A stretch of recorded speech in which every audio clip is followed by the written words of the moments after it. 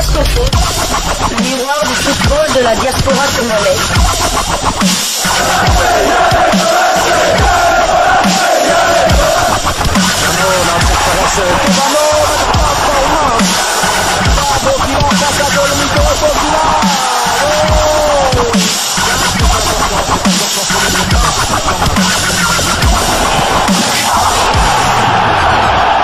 Diascofoot, le miroir du football de la diaspora congolaise. Vous êtes sur Diascofoot, le miroir du football de la diaspora congolaise.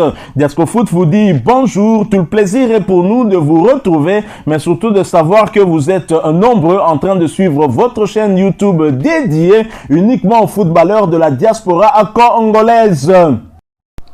Jour J-5, barrage Qatar 2022, RDC et Maroc.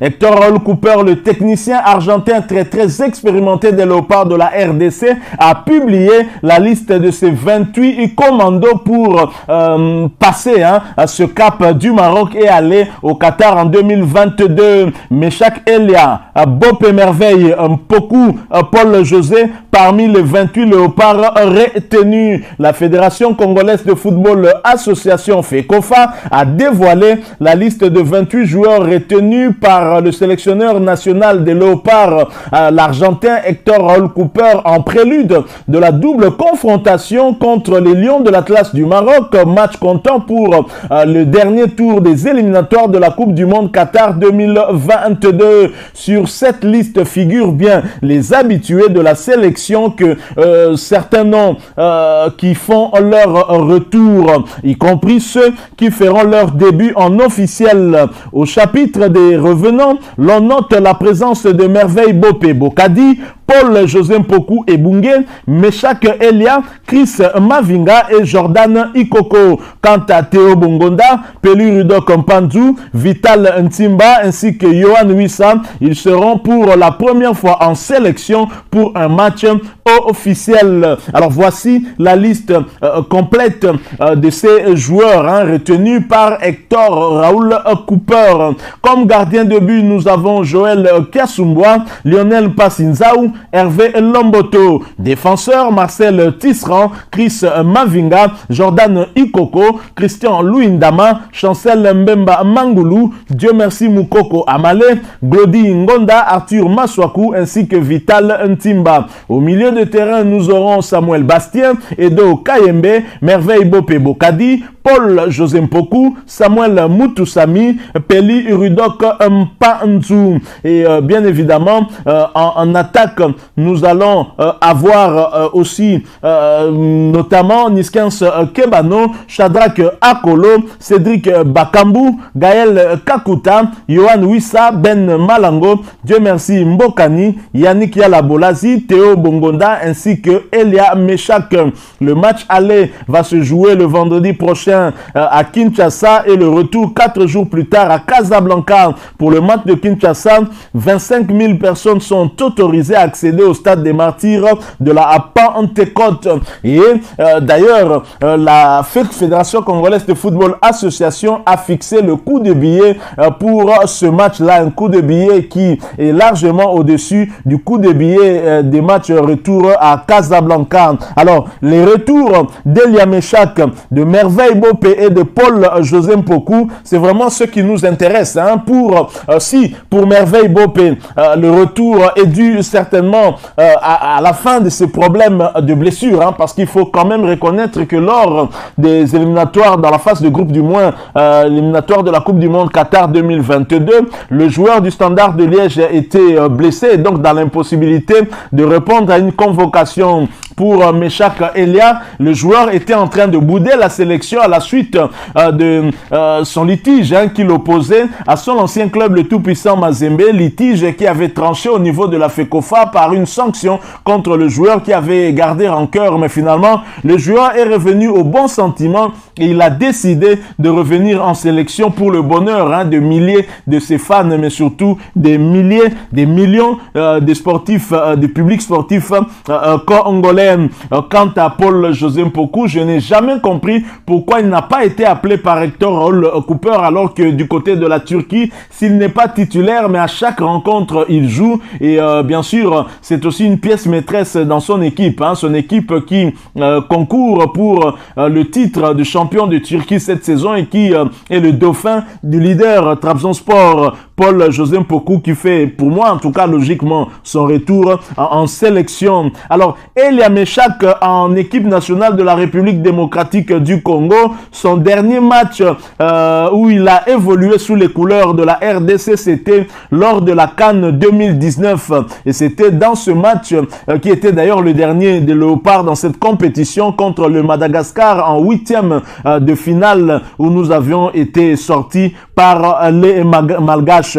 Quant à Paul-José Mpoku, il était là lors des débuts d'Hector Raoul Cooper au stage de Tunisie face à la Tunisie et face au Mali en juin 2021. Et puis après, plus rien. Hector Raoul Cooper ne l'a plus convoqué pour des matchs officiels. Est-ce que il n'était pas satisfait de ses rendements, aussi bien à l'entraînement? Voilà pourquoi il ne l'a pas sélectionné après. Mais certainement, peut-être que les statistiques du joueur ont plaidé en sa faveur par rapport à ses prestations du côté de Konyaspor. Konyaspor qui occupe la 2e place du championnat turc de première division. Alors, Merveille Bopé Bokadi, quant à lui, en équipe nationale, c'était au mois de mars 2019, lors de qualification pour la CAN 2019, et c'était lors du match qui nous avait opposé au Liberia. Ensuite, il a eu enchaîné des blessures qui l'ont tenu à l'écart des terrains